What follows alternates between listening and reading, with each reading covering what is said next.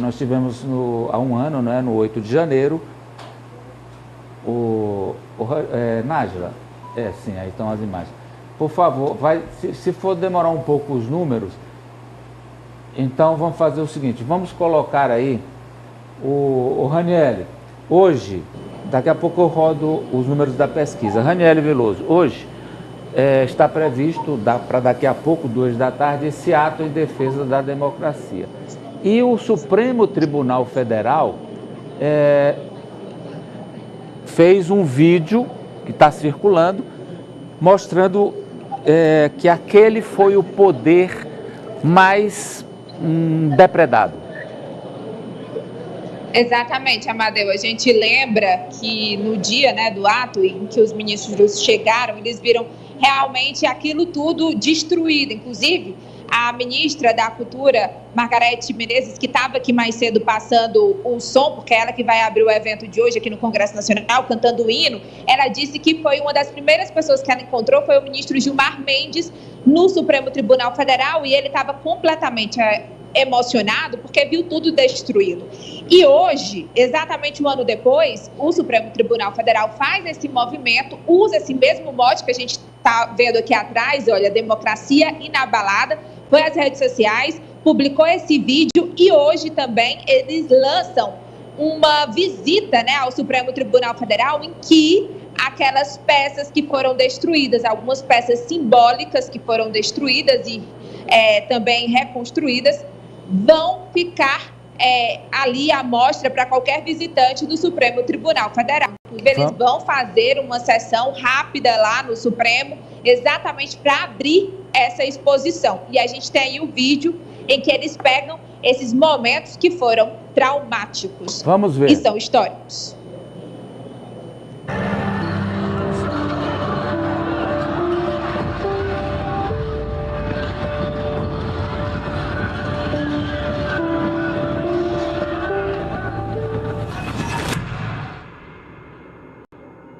No dia 8 de janeiro de 2023, as sedes dos 3 poderes em Brasília foram invadidas e vandalizadas, em um violento ataque à democracia. O Supremo Tribunal Federal teve diversas áreas destruídas e o patrimônio histórico, que é tão importante para o país, foi brutalmente danificado. Mas essa tentativa criminosa de enfraquecer a democracia foi frustrada. Apesar desse episódio triste que ficará marcado na história do STF, a democracia não foi abalada. Ela é sólida e segue firme. Uma grande força-tarefa foi mobilizada e o plenário do STF foi reconstruído a tempo de iniciar o ano judiciário sem atrasos. Artes e mobílias históricas danificadas também foram restauradas, e as que não tiveram como ser recuperadas viraram pontos de memória no tribunal, para que todas as pessoas que visitam e trabalham aqui lembrem do que aconteceu, para que isso nunca se repita. Um ano já se passou e os responsáveis pelos ataques estão sendo investigados e responsabilizados por seus atos criminosos. Discursos de ódio e ataques violentos não representam liberdade de expressão e podem ser punidos por lei. O STF é o Tribunal da Constituição e reforça que a democracia é sempre o melhor caminho para a construção de uma sociedade mais justa e igualitária para toda a população.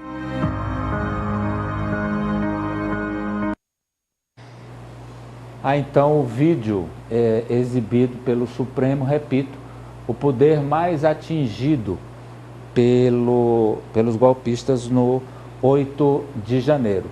Quando tiver... Pois não, Raniele, volto com você. Não, antes que você esqueça, o balanço que a gente fez dos presos, porque esse balanço foi divulgado exatamente pelo Supremo Tribunal Federal também. Eles divulgaram ontem, foi o próprio gabinete do ministro Alexandre de Moraes, que é o relator dos processos no STF.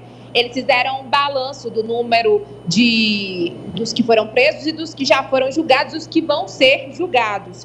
E outros números também que eu peguei. Olha, no dia 8 de janeiro, aqui dentro dos prédios dos 3 poderes, foram presos 243 manifestantes ou criminosos, enfim.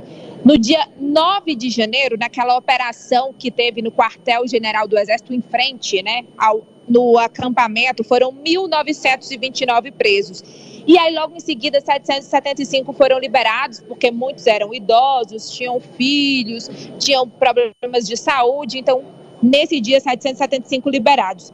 O Ministério Público, que inclusive o Procurador-Geral da República vai estar aqui, vai discursar, teve uma alteração aqui no cronograma, denunciou 1.400 pessoas e foram, ao total, 1.345 ações penais. Até o momento, 30 condenados, só um que já foi condenado a 17 anos de cadeia, que não tem mais como recorrer desses 30 condenados.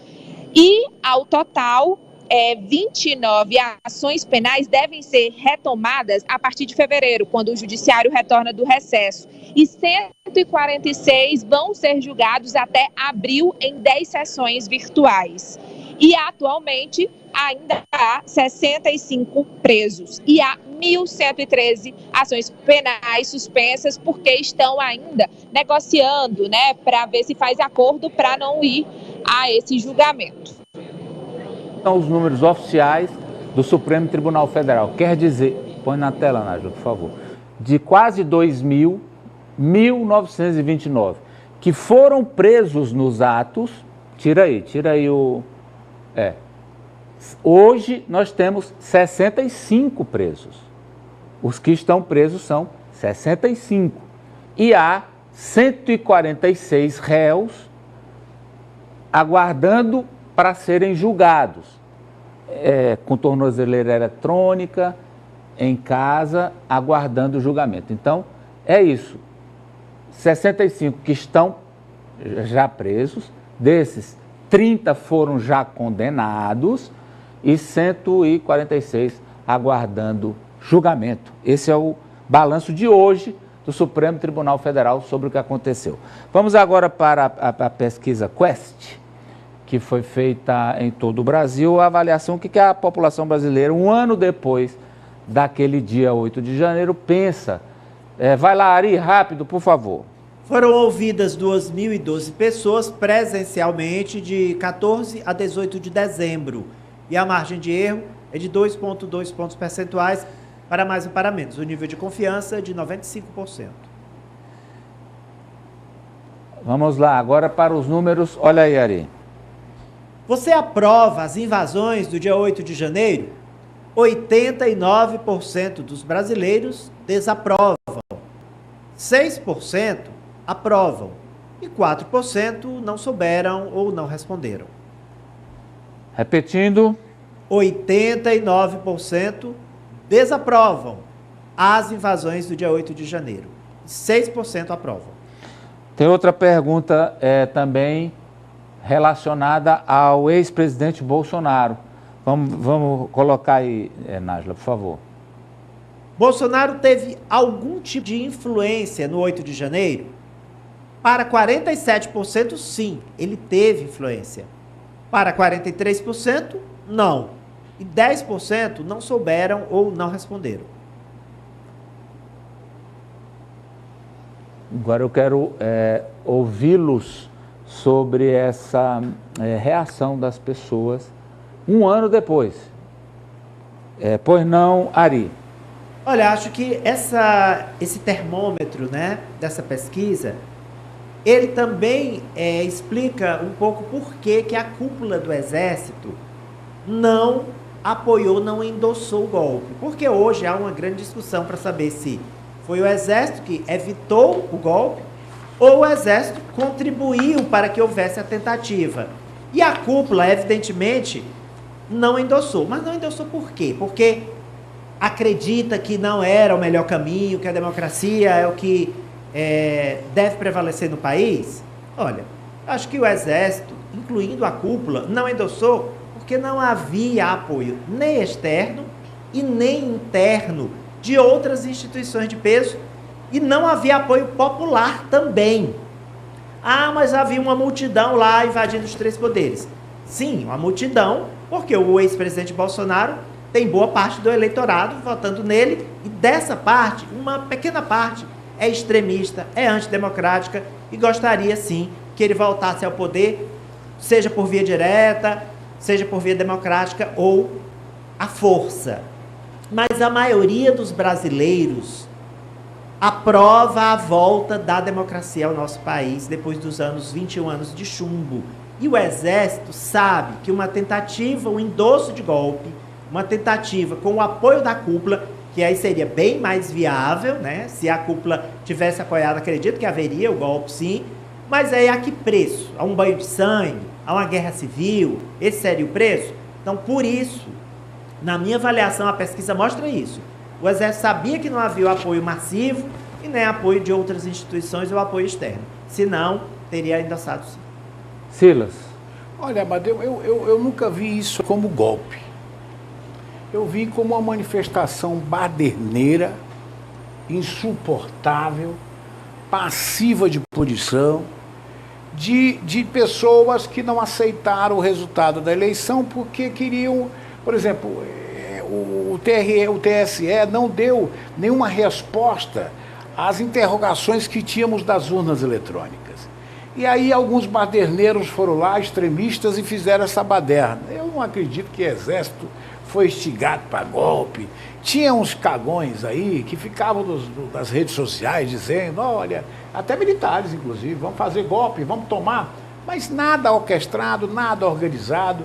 Eu vejo isso como uma manifestação baderneira, que merece punição, porque foi um atentado aos poderes. E eu me incluo nessa pesquisa, eu sou totalmente contrário a essa baderna que aconteceu.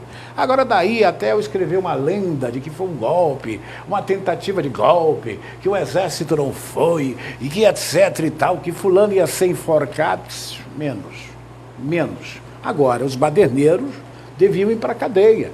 Até para dar exemplo, o MST não ser mais baderneiro, para aqueles não sei o que, Bloco, como é? Aqueles que mataram Black Bloc também vão ser mais baderneiro, até para dar exemplo, que paguem os culpados. Quem financiou a baderna e quem fez a baderna. Agora, golpe, eu acho muita coisa. Viu? França.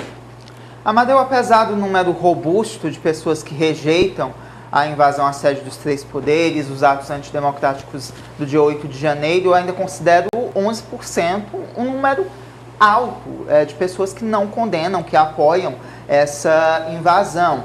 Se fôssemos converter para a população brasileira, isso daria mais de 20 milhões de brasileiros que concordam com o que aconteceu no dia 8 de janeiro. Então, por isso que quando nós comentamos que essa semente... Não, França, que a prova são 6%.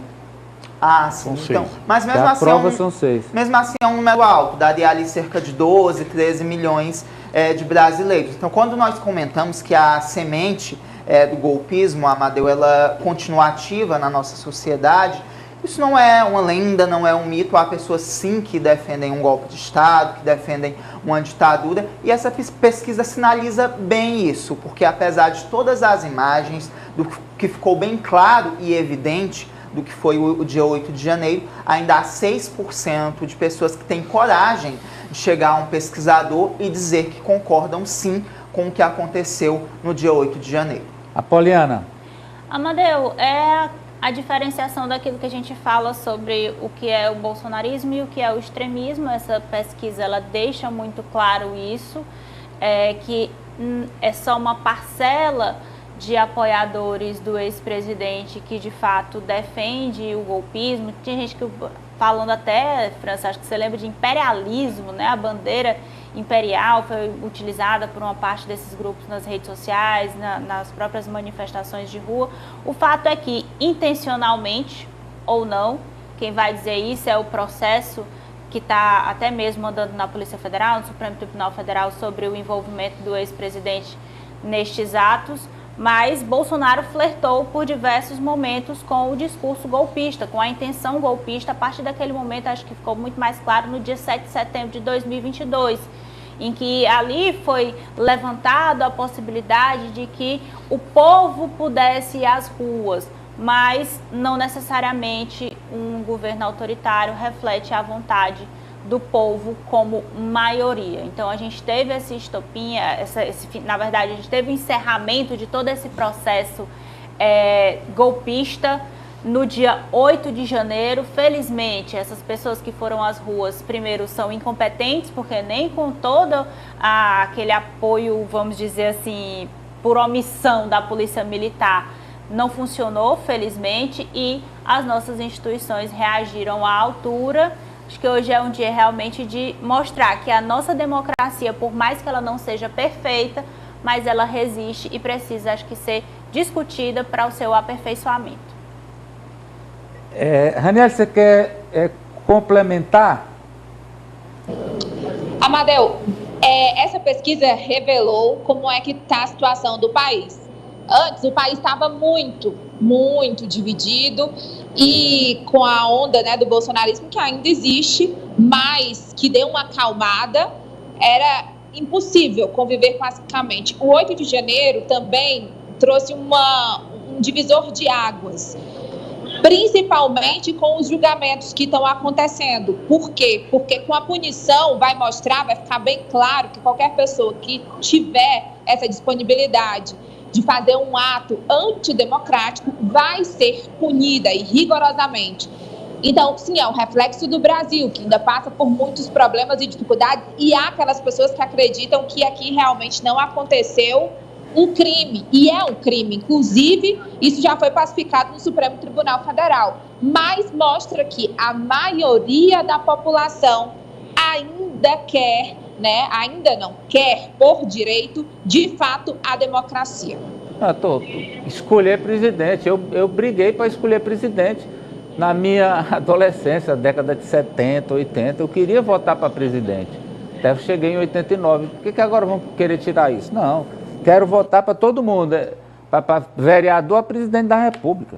Agora é o seguinte, quando eu digo Silas Freire, Bolsonaro, deixe de lado aí esses extremistas golpistas e lidere a democracia de direita, Bolsonaro, largue os extremistas.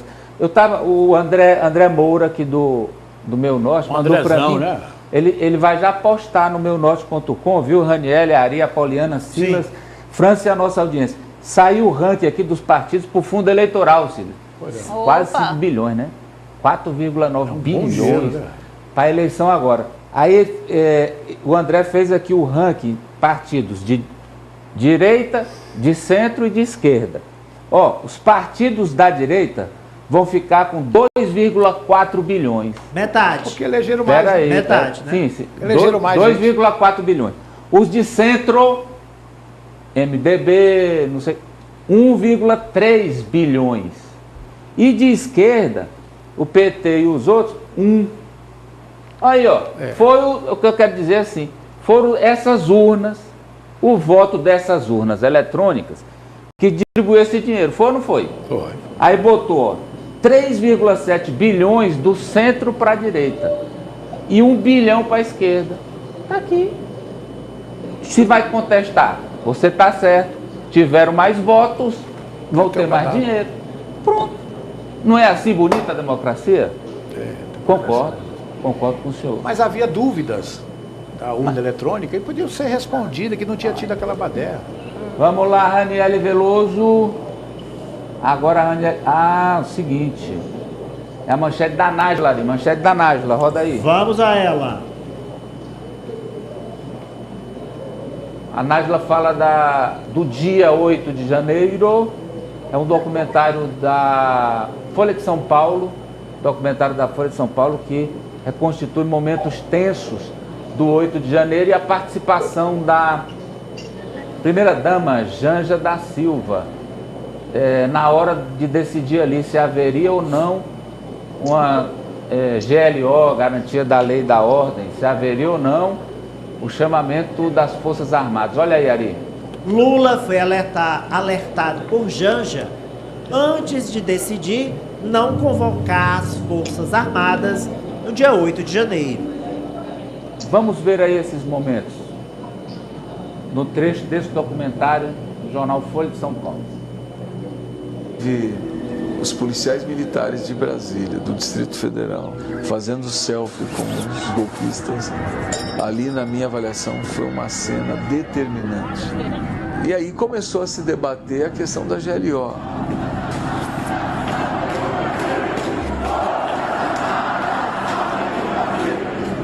Eu ligo ao presidente, informo o que eu estava vendo, digo a ele, nós temos que assumir o comando.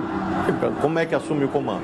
Aí eu digo, intervenção, artigo 34 da Constituição, tem o estado de defesa, tem GLO, num limite, assim, um estado de sítio, se houvesse dimensão nacional, que naquele momento não havia. Olha, nas conversas que eu tive com o ministro Flávio Dino, e foram muitas conversas, dentre várias coisas que ele me falou, ele aventou que uma das possibilidades era fazer GLO. E eu disse ao ministro Flávio Dino que não teria GLO. Eu não faria GLO, porque quem quiser o poder disputa as eleições e ganhe como eu ganhei as eleições. Por que eu, com 8 dias de governo, iria dar a outras pessoas o poder de resolver uma crise que eu achava que a gente tinha que resolver na política? Alguns ministros disseram para ele, olha, tem como sair da GLO. E se o senhor assinar a GLO, os comandantes das forças imediatamente têm poder para reagir. E aí a Janja, ela fica em pé, que ela estava sentada numa poltrona, e diz, olha, GLO não. É o poder civil entregando o país para o poder militar. Poliana. E toda a trama golpista, ela envolvia justamente que determinada a GLO haveria, em tese, o apoio de comandantes das Forças Armadas, do comando militar do país. A frustração foi justamente, primeiro, que o comando das Forças Armadas não embarcariam neste projeto absurdo e, segundo, que o governo não utilizou essa ferramenta naquele momento. Então, foi uma série de eventos que dificultaram, na verdade, a vida de quem pensava que a democracia do nosso país iria cair. Silas. Eu continuo achando que as Forças Armadas jamais assumiria um papel diante daquela baderna que aconteceu, mesmo que fosse decretado GLO, um papel de tomar o poder da democracia. Eu não acredito. Ali foram cabeças isoladas, um aqui, um militar aqui, outro ali, um maluco aqui, outro doido ali. Eu não acredito nessa tese. Agora, foi uma boa e um pitaco bom da primeira-dama, né? Foi um pitaco bom, porque não tinha necessidade de GLO, era uns baderneiros que estavam lá em Brasília, era a polícia agir realmente com a forma de ordem. Agora não tinha ninguém, não tinha comando. A polícia militar do DF não tinha comando. Ela estava lá descomandada, essa que é a grande verdade. E aí, porque a própria polícia militar do DF dava jeito ali naquela baderna. Mandava eu para lá que eu dava jeito, rapaz, como secretário. Não tenho dúvida, não. É ligeiro. Fala, Ari. GLO estava nos planos da extrema-direita, sim, como uma possibilidade de, uma vez assumindo o controle da baderna, para usar um termo que o colega Silas Ferreira está usando, o Exército dizer, olha, a gente vai agora conduzir da nossa forma. E uma vez no poder, sim, colocar o ex-presidente Bolsonaro no lugar de Lula. Então, essa casca de banana, que nesse momento até o próprio Flávio Dino aventou, depois foi reavaliada, e aí a avaliação que foi feita pelo núcleo duro do presidente, olha, a gente escapou ali dessa casca de banana. Ali era uma espécie de pegadinha, né? Porque a princípio poderia sim, vamos fazer um GLO, porque pode haver um efeito cascata pelas polícias militares e quartéis do Exército em todo o Brasil. Se houver esse efeito cascata, virar uma bola de neve, pode ser que o país se convulsione e aí sim haja um golpe efetivo. Havia esse risco? Havia, claro. A gente sabe que a maioria das polícias tem sim simpatia pelo ex-presidente Bolsonaro, elas são bolsonaristas. E a GLO parecia uma boa ideia, mas na verdade não. Era ali o ovo da serpente. E, Francis?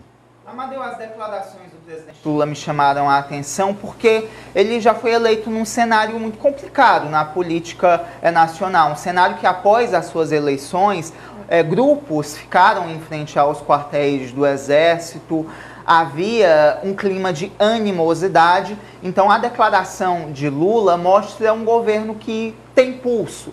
Se decretasse a GLO, qual a imagem que passaria, inclusive, para a sociedade brasileira de modo em geral, não só para o seu eleitorado, mas aquele eleitor de centro que também votou no atual presidente Lula. Então foi uma decisão acertada, até mesmo do ponto de vista da imagem que a gestão Lula passou no seu início para a população brasileira. Uma gestão que pode resolver os problemas sem essa intervenção militar, que pode lidar com essa animosidade de grupos políticos radicais e buscar agora, consequentemente, essa pacificação, que é o que tem sido pautado pela gestão do atual presidente. Amadeu, você tira só uma dúvida? Pois não. Aquele rapaz está narrando ali naquele documentário. É aquele prefeito de Araraquara, Narrando não, o prefeito Edinho Silva é o... Narrando não, ele tá dando entrevista. Está dando entrevista. Era ele que É o prefeito Edinho de Araraquara. É ele mesmo. Tem uma história grande esse rapaz, né? Vamos lá voltar com a Raniele. Fala, Raniele.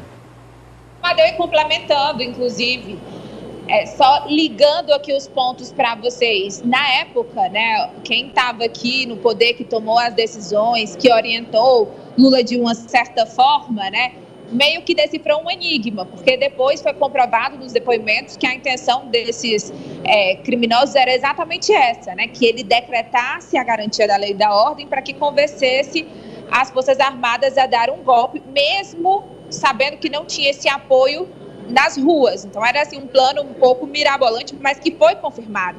E como deu tudo certo, só com a intervenção federal, porque foi essa a sugestão acatada por Lula, aí aparecem vários pais, né, da criança. Aparece o ministro Flávio Dino, também aparece o presidente do Tribunal Superior Eleitoral, o ministro Alexandre de Moraes, porque ele falou também em entrevista que havia dito que, por exemplo, quando ele era ministro no Rio de Janeiro, a intervenção federal foi suficiente, foi o que eles fizeram aqui. E Janja, né, ali com o bom senso, inclusive, nos bastidores já se comentava sobre isso, mas a gente realmente não tinha certeza de que foi ela quem interferiu ali para que Lula não decretasse a GLO, porque só o presidente pode fazer, e ela o tempo todo muito ativa. Inclusive, antes desse evento, que ela vai estar daqui a pouco, ela falou com a gente rapidinho na saída do Palácio do Planalto, falando sobre o dia 8. Ela que foi lá dar uma fiscalizada na Praça dos Três Poderes, dizendo que o mato estava no meio da canela, criticou ali um pouquinho o governo do Distrito Federal, que não cuida da Praça dos Três Poderes, que é um símbolo, e aí ela aproveitou para falar do dia 8. A Raniele está lá ao vivo, já que a Raniele volta com a Janja e com as reações também do presidente Lula e do ex-presidente Bolsonaro com relação a esse ato público de hoje. E, claro, com o ato que está programado para 2 da tarde, nunca começará às 2. Nunca começará às 2 da tarde. Já volta a Raniele Veloso. A Raniele Veloso volta já ao vivo. Agora o que é, doutora? Vou falar de